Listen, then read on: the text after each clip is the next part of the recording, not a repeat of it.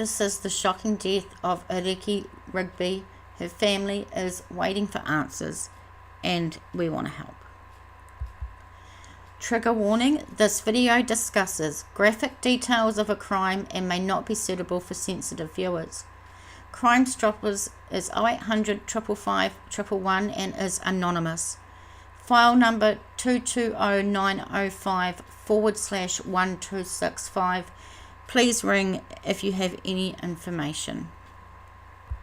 So first, I thought we would take a quick look at where we're talking about. And we're going to be talking about a tiny little town here called Havelock North. So let's have a read about this. Havelock North, which in Māori is Te Himo Aotearoa, is a town in the Hawke's Bay region of the North Island of New Zealand, situated less than 2 kilometres southeast of the city Hastings. The suburb, known locally as the Village, is situated on the Heretaunga Plains, less than 2 kilometres to the southeast of Hastings.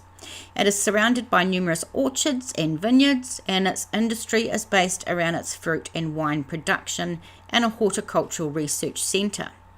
The fertile soils that lie between Havelock North and Hastings has prevented urban sprawl linking them together. Havelock North itself is primarily residential and rural residential housing, with only a relatively small and compact industrial and commercial centre. As a result, a large majority of its 13,000 residents commute each morning to the nearby cities Hastings or Napier for work. Havelock North is hilly and with small gullies that have been formed by the creeks and streams flowing from higher ground, resulting in a small amount of inaccessible or steep land which is converted into forests, parks or reserves.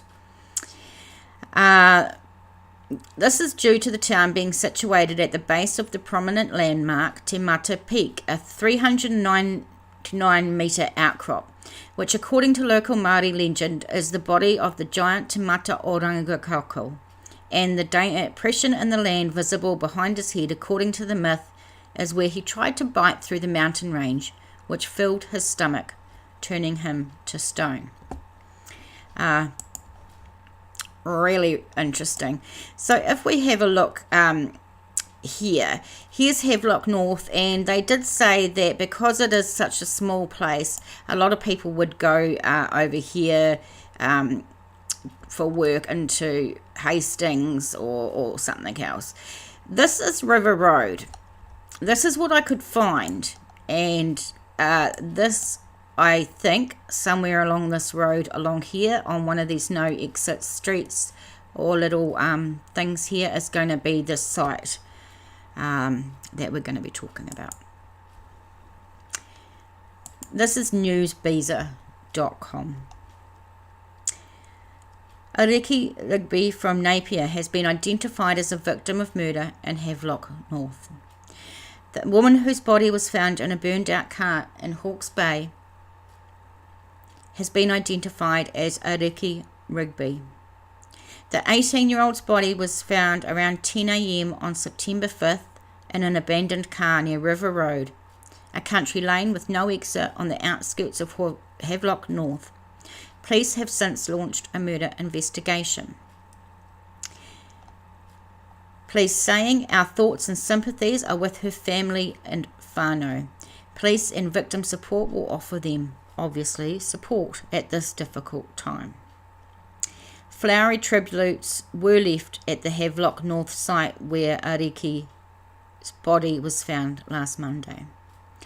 Rigby was reported missing last Thursday, and police said they had been working very close with her family since then.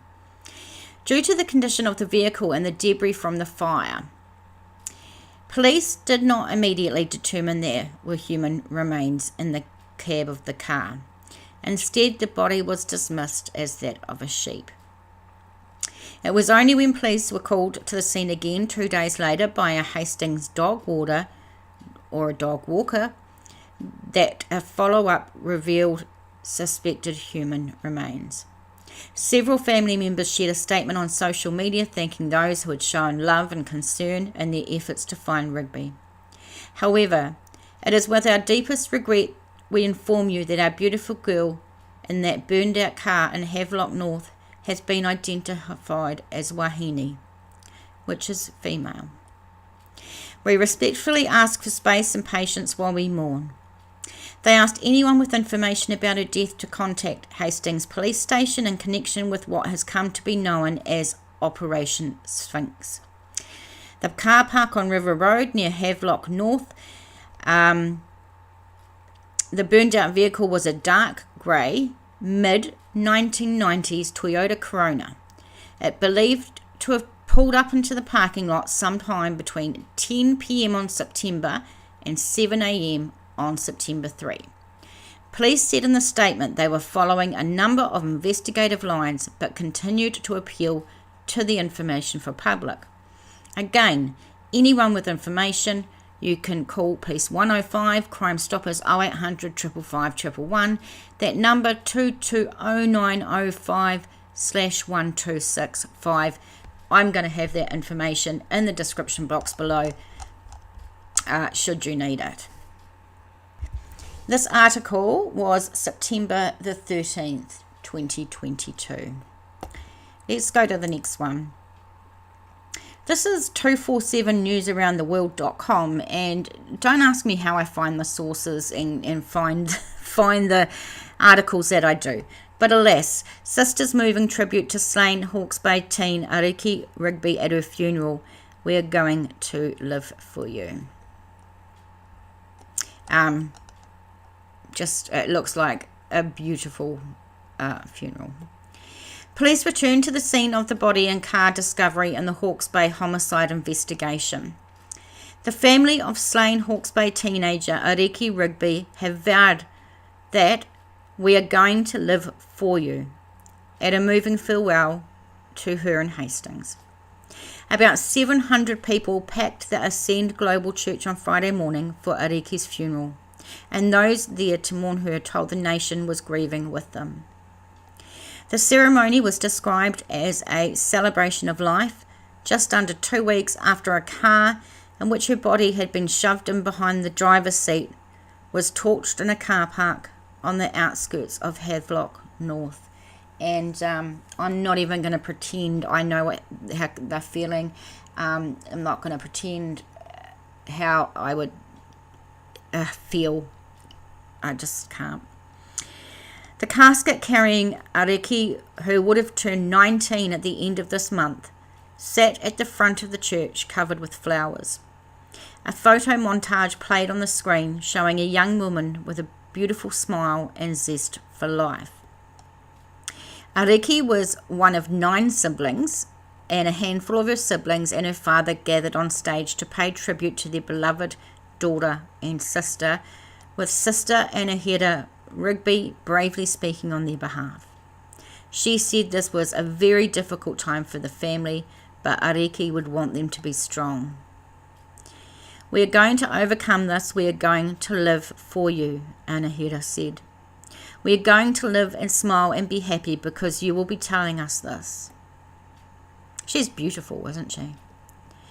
Every time I called you, that is what you would say. You would pick me up every time I called you. She recalled how Ariki would give her shirt off her back or necklace off her neck to help someone. She also recalled with a smile how her sister would also cheekily ask for something in return. We loved her very much. It's a love-hate relationship with your sister, eh? Everyone that knows that my sister was hard. She was a hard woman, but that was why we loved her. We loved her for who she was, every bad and every good. We have so many cherished memories that we could share about her, but it is so hard to talk about her life when we would just like to have her right here with us. She said the entire family was staying strong for her. Our family is all together just like you would have wanted, sister. She was remembered as a beautiful sister and daughter, as well as spontaneous during the service. The funeral procession began earlier in the day when a gathering of about 30 people, including 20 riders, met at a service station in Napier about 9 a.m, which must be all these guys. They then rode to Ariki's family home and escorted her and her family to the funeral. The ride was dubbed Aroha for Ariki. Ariki's cousin, Michael Nahuka, who is a pastor in Hawke's Bay, helped open the funeral service, stating, "This is a tragedy."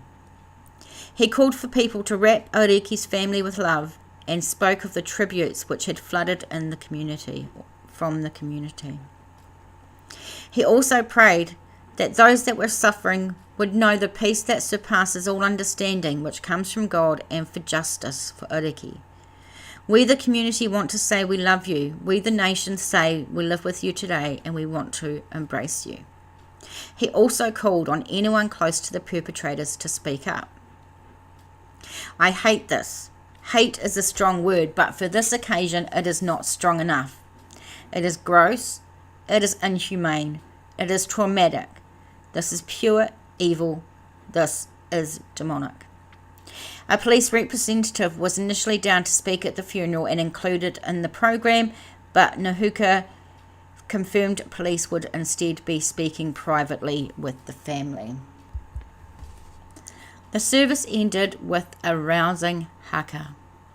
Nahuka on Thursday told whoever is responsible for the 18-year-old's death that you reap what you sow. Her family also released a statement this week saying the teen would be forever loved and missed, while also urging anyone with information about this very horrendous situation to contact the police. They said that Ariki was beautiful, energetic, bright-eyed, and someone who lived life full throttle. The 18-year-old's body was found by a dog walker in a burnt-out car in the rural Havelock North car park on September 5, 2 days after the police had initially checked out the wreck. At first, the case was treated as an unexplained death before being upgraded to a homicide investigation late last week. Police confirmed on Tuesday that the body found in the car in the Riverside Road Recreational Reserve's gravel car park was that of teenager Ariki. Officers were first alerted to the wreck on the morning of Saturday, September 3rd, but they did not realise that burned remains inside it were those of a human, instead believing they were of an animal. And I can't understand, and I can't believe that could happen, basically. Detective Inspector David DeLonghi said this week police had made good progress on the investigation, but still wanted to hear from anyone who saw a mid-90s dark grey Toyota Corona or people in the River Road area between 10 p.m. on September 2nd and 7 a.m. on September 3rd. Ariki will be laid to rest with her great-grandparents, whānau and tupuna at Mutua Pai Island, Huria, Tauranga, Moana and Tauranga. Yeah, it's just unbelievable to me. So this wasn't long after it happened, of course, the funeral. I'm trying to find a date for you, but I'm not finding one, which is really weird. So I can't tell you the date because I can't find it. So let's just keep moving. This is the nzherald.co.nz. Teens cruel murder, police confident of catching those who killed Ariki Rigby. That photo is just so beautiful. More than 2 months on from the grisly and belated find of the body of teenager Ariki Rigby in a burnt-out car, police say they are confident those responsible will face justice. So this sounds promising. On September 5, a dog walker discovered the body of the 18-year-old in a car that had been parked up there. We know that 2 days earlier. So the police initially attended on the scene on September 3rd, but did not identify remains, which, by the way, had shoulder-length hair and a necklace, as human. Despite repeated calls for information from police and Ariki's traumatised family, those who committed the crime, which has been described as cruel by her sister, remain at large. I don't know if I can think of the words, but cruel just doesn't seem to cut it. I feel like we need another horrific. Oh, another word, you know what I mean? But investigation boss detective Inspector Dave DeLonghi said, I think I just read this, he was hopeful that the killer or killers would be found. Police are continuing to make good progress as we investigate the tragic death of Ariki Rigby, he said. For operational reasons, we are not in a position to comment on specific details at this stage of the investigation.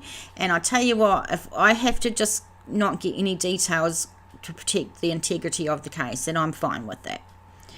While some investigations can be more complex than others, police are confident that we will identify and hold to account the person or persons responsible for Ariki's death. DeLonghi said police are keeping Rigby's family fully updated as the investigation continues into its third month. The investigation team was still working through a large amount of information and piecing together the events leading up to Ariki's death. We continue to encourage anyone with information to come forward and thank those that have already, he said. Because of the nature of this investigation, DeLonghi said he could not comment specifically on a raft of questions the Herald put to him. They included whether officers thought Rigby had been killed by one person or multiple people, how many potential suspects had been identified, if the homicide was gang-related, and whether people were protecting those responsible, including helping them evade being caught by the police. He wouldn't be drawn on how many officers were actively working on the case either, so police being really, really tight-lipped at this stage, but that's fine. DeLonghi also wouldn't comment on the review relating to the handling of the initial inspection of the burned-up car. When officers missed the charred body inside, it was human. The Herald previously revealed the officers thought the remains were of an animal. It wasn't until a dog walker rang them again 2 days later, horrified to discover the body had shoulder-length hair and was wearing a necklace. The police launched an unexplained death investigation. The dog walker also said Rigby had multiple bones and breaks and fractures. During an emotional appeal where she urged those who knew who killed Rigby and knew where they are, her older sister Anahita Rigby told the Herald she believed the teen was beaten to death before being dumped in the car. She would not have stayed in the car while it burned, she said of her sister, adding she was a very determined person. I said that to the police too. I told them she must have already been dead before they torched the car. But Anahita Rigby believed her sister would have fought for her life. She was disgusted at the actions of her sister's killers. To me, that is cruel, Anahita said. My baby sister didn't deserve to die like that. Even if she wasn't my sister, nobody deserves to die like that. Beaten up, shoved in the back of a car, and then torched and left there. And I agree with her. I don't care who you are. You don't deserve to die like that. You don't deserve to die, full stop, of course. But they tried to cover it up and get rid of all the evidence, and now they're walking around free. She also urged those who knew the truth to contact authorities, saying her sister's killers were dangerous people who needed to face justice. When asked what her message was to those who know who did it, she replied, not to hide them anymore. People know something. They do, and they are just too scared to say who they are and what they've done. Maybe they love these people and they don't want to turn them in. But they need to remember that those people are dangerous. They took a little girl's life. She was only 18 years old. She had her whole life in front of her. Our community isn't safe with them walking around. Even if they are your family or your friends, they could do it again. Ariki was born and raised in Hawke's Bay and had lived in Auckland for the past year. She was killed during an unplanned holiday back to Napier. She was going to go and see our little brother in King Country, but he wasn't home, Anahita said, so she changed her mind and went to Hawke's Bay instead. She spent a month in Hawke's Bay. That very day that they did this to her, she was supposed to come home, she said. She even put a status on Facebook that she was coming home and whoever wanted to come and visit her to see her before she left for Auckland. And this is one of the leaflets that her family have been putting around. Family members have been proactive in trying to uncover information that could lead to arrests, including putting up flyers around Hastings and Flaxmere. The A4 sheets of paper feature 2 photos of Ariki with the message, "Any information on Ariki Rigby's death would be much appreciated. Family want and deserve closure. We won't rest until we do. We'll find out who did this to our girl. You didn't deserve this." The flyers include Crimestoppers tip line where anonymous tips can be made, and that will be in the description box below with everything else. I implore you to ring that number.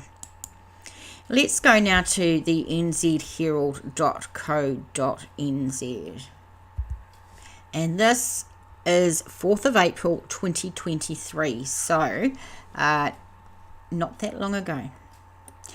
The sister of murdered teen Ariki Rigby says her siblings' hands and feet were severed before she was set alight in a car found abandoned at a remote reserve. Almost 7 months on from the gruesome discovery of the 18-year-old's body by a dog walker, police have made no arrests, but told the Herald the investigation is in a sensitive stage. The burnt-out vehicle was found at River Road Recreational Reserve in early September last year on the outskirts of Havelock North. The teenager's body was initially mistaken, as we know. We don't need to read that again. In a revealing interview on YouTube with The Fallon Show, Ariki's sister Anahiri said her sister's body had been dismembered. You know, they do say that she had broken bones. I suppose, she said, they forgot to mention she also had her feet and hands cut off, she said. She also revealed that she believed Ariki might have ended up a missing person had the walker not turned into their spiritual side or tuned into their spiritual side and followed a sense there was something more to the burnt-out wreck. She claimed her slain sister was struggling with mental health issues and suffered from anxiety, but was going to church meetings and praying regularly was helping her gain confidence. I didn't realise a lot of things started happening in her life. She didn't share trauma things. My sister and I fell out of the church, as you do. She just started falling off again. The evil one was really hammering at my sister, and he was doing the same to me too. So they sound like they're definitely a very religious, or at least spiritual, family.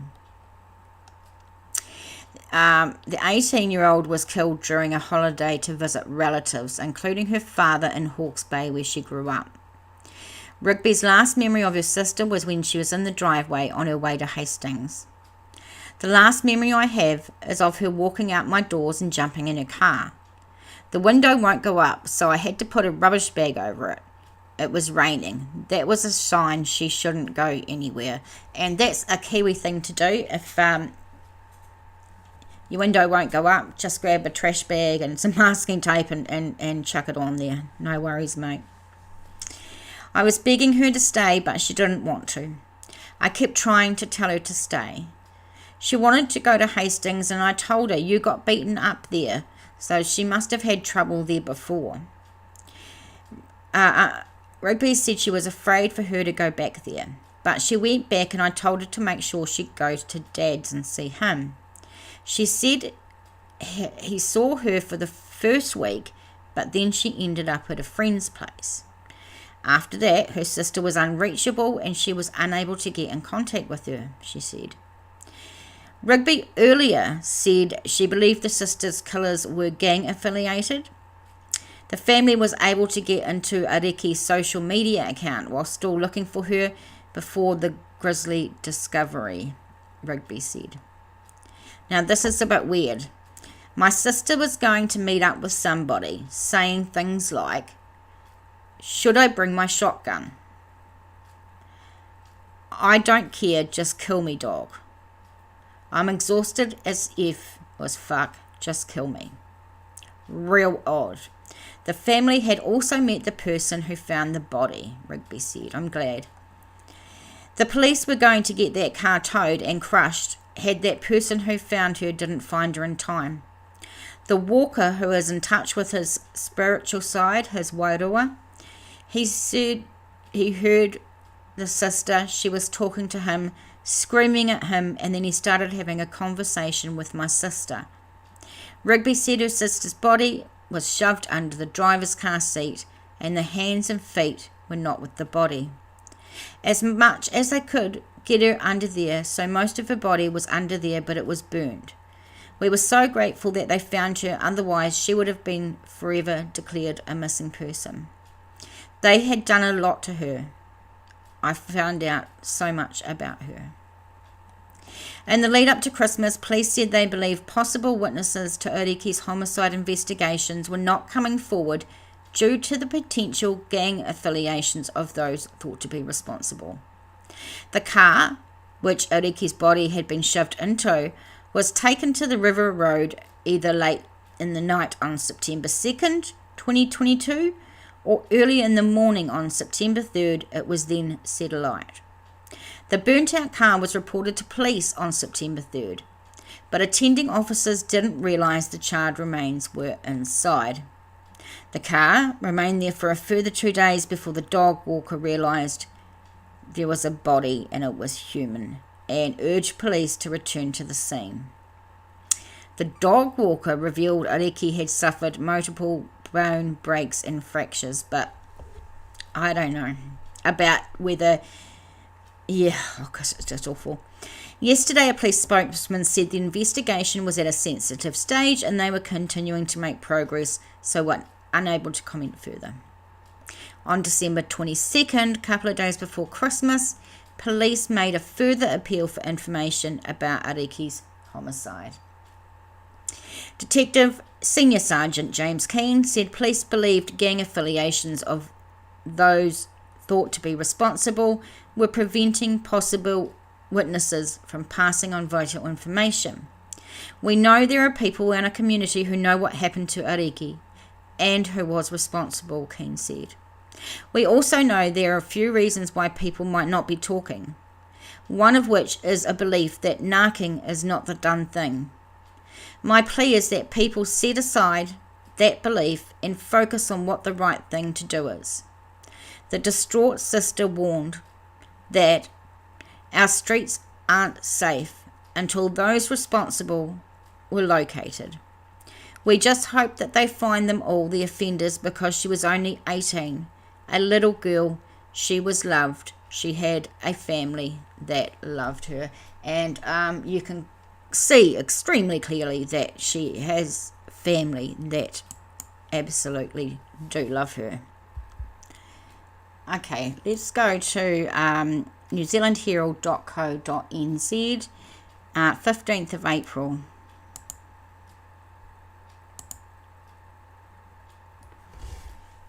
If I play this without sound, I should not get a copyright strike.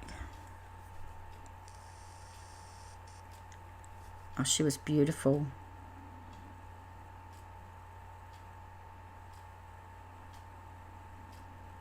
Looks like she really had a good sense of humour and liked to have a bit of fun as well.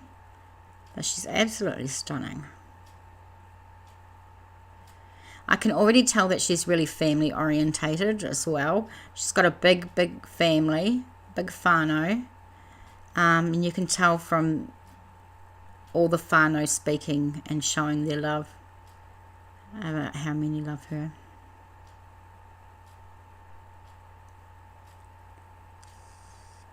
Now this is at her funeral, and this is the haka And the amazing thing is, look at all the people coming to the funeral. I don't know what you call people in a funeral. Participants in the funeral are all up there doing a haka as well, which is absolutely amazing.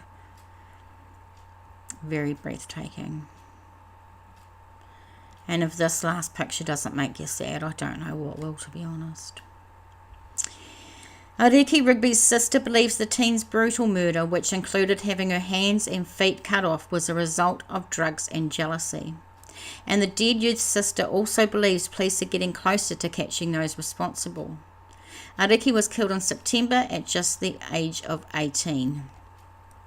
Her heartbroken sister, Ariki Rigby, previously told the Herald she believed the killers were several gang-affiliated people. And police have stated they believed gang affiliations of those thought to be responsible had prevented possible witnesses from passing on vital information. When asked if she believed the motive for the crime was that Ariki had upset the wrong person, Ariki replied, "That and drugs. I believe that she was either doing them or selling them, and to me, she still deserves this video whether she was selling them or doing them." Police launched a homicide investigation in early September. Ariki was born and bred in Hawke's Bay and lived in Auckland, where Anahira and their mother also lived. Ariki had a job in Auckland working in a city bar. She was also living in an apartment in the city. She had returned to Hawke's Bay to see families and friends. Anahira believes her sister was killed on the day she was planning on returning to Auckland. Anahira said her sister was forthright in her opinions and backed herself, and believed that could have contributed to her death. She let people know what she thought of herself, but in a way that probably hurt. She was probably upping herself to them and downing them, she said. I really do think part of it was jealousy. Even though I am answering that question and saying jealousy and drugs, I'm still sitting here thinking, well, that is not enough to do something so horrible to somebody. That's so horrible to do to anybody. It's somebody's daughter, it's somebody's sister, somebody's aunt, I imagine. Anahira said if her belief was true, then it showed those who were responsible were truly messed up. It was 2 days later, after the car had initially been alerted to by the police, the day the car was set to be taken away to a crushing yard, that police realised the remains were human, having been told to return to the scene by a dog walker who inspected the wreck at the reserve and saw the sheep had shoulder-length hair and was wearing a necklace. The dog walker, Kevin, told the Herald it was clear whoever had been shoved in the back of the car had multiple bone fractures. So it seems like Kevin, thank goodness for Kevin, calling the police and actually taking a look, but it looks like he had a good look. Anahira revealed earlier this month that her sister's hands and feet had also been cut off and discarded. She said she was contacted by the investigation team on Friday and told the homicide probe was going well. Some members of the Rigby family have previously spoken about their frustrations over no one being charged over Ariki's death yet. It has been 7 months and they are trying to make sure that they get every single person that was involved. They have to try them all together, not one by one, when they have caught them one by one, Anahira said. They weren't able to clarify any details, but we did have a good conversation that the investigation was going very well and explained why it had taken so long. But I do have to say, in the big scheme of things, I know that 7 months is a long time not knowing anything, but there are cases that I've covered where they've been waiting for years, so it can take a long time. They have to make sure the facts are right for court, so when they are all tried in court, they are all put away. A police spokesperson told the Herald they couldn't comment on Anahira's claims about what she believes was the motive for the murder, but they confirmed they were committed to holding the person or persons responsible for Ariki's death to account. At the moment, our focus remains on the active investigation into Ariki's death. This includes analysis of all evidence to date, the spokesperson said. We reiterate that the investigation remains at a sensitive stage and we are continuing to make progress. Now this is really, really cool. Meanwhile, family members of Ariki and missing Brianna Murawai, and I've done a video on her. She was last seen on the Kapiti Coast on August 28. They have united to organise a march in Wellington on June 1st to raise awareness of missing persons and unresolved cases. And I think that is absolutely amazing to do because there is not enough.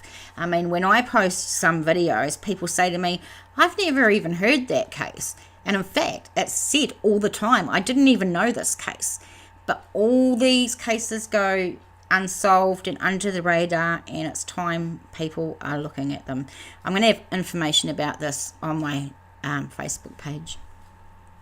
Shirts are being produced for sale with the words Justice for Ariki and Aroha for Ariki. If you're not aware, Aroha is the Māori name for love. Funds from their sale, as well as air fresheners and mugs branded Justice for Ariki, will go towards paying for Ariki's unveiling and a memorial wake. A Give a Little page has also been created to raise funds for Ariki's sister's plans. I want to do things for Ariki, she said. It's very important for the family and what I want to achieve. And this is the Give a Little fund here. I'm not sure if they're getting to a specific number, but they're at $1,323. So as we know, in the description box, I'm going to have all the sources, links to this Give a Little page. I'm going to have links to, if you can help my channel out and make a small donation, there's PayPal links and other links in there. There's links to the website, YouTube, Facebook, all those things. But share this around because somebody needs to be held accountable. I know that people are scared. I know that.